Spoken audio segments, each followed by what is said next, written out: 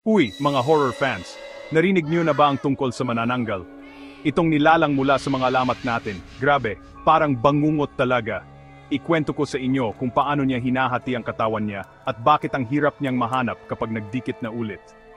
Ang manananggal, isa siyang kinatatakutang nilalang, parang vampira, na madalas, anyo niya'y magandang babae sa umaga.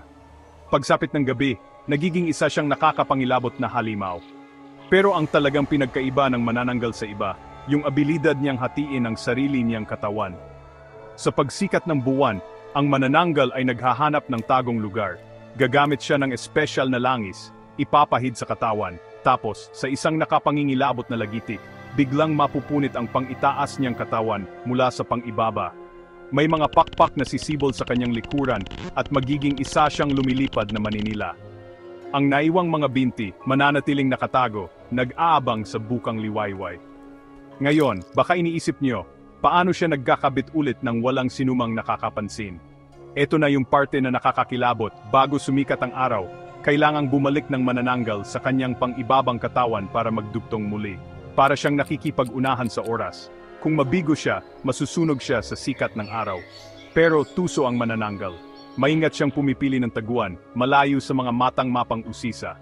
Kapag oras na para magkabit muli, tinitiyak niyang walang ni isang tao sa paligid. Isang mabilis na pahid lang ng parehong espesyal na langis, at sasarado na ang hiwa, walang iwang bakas ng nakapangingilabot niyang pagbabagong anyo. Kaya, bakit nga ba walang nakakahuli sa kanila habang ginagawa nila yon? Ang sagot nasa galing nila sa panlilin lang. Ang mga nilalang na to, eksperto sa pagbabalat kayo, kayang-kaya nilang makisalamuha sa mga tao na parang walang kakaiba. Sa umaga, sila'y kaakit-akit at parang walang kibo, tinatago ang tunay nilang pagkatao. Sa gabi, sila'y nanghuhuli ng may katiyakan, sinisiguradong walang testigong mabubuhay. Ang sikreto ng manananggal, yung abilidad niyang mamuhay kasama natin nang hindi natin namamalayan. Isa itong nakakapangilabot na paalala ng mga pinakakilakilabot na halimaw, baka nagtatago lang sa ating harapan. Kaya, sa susunod na makarinig kayo ng kakaibang ingay sa gabi o makakita ng hindi pamilyar na mukha sa inyong lugar, alalahanin niyo ang manananggal. Dahil sa mundo ng katatakutan, ang pinakamatinding takot ay nagmumula sa mga bagay na hindi natin nakikita. Salamat sa pagsama ninyo sa akin ngayon.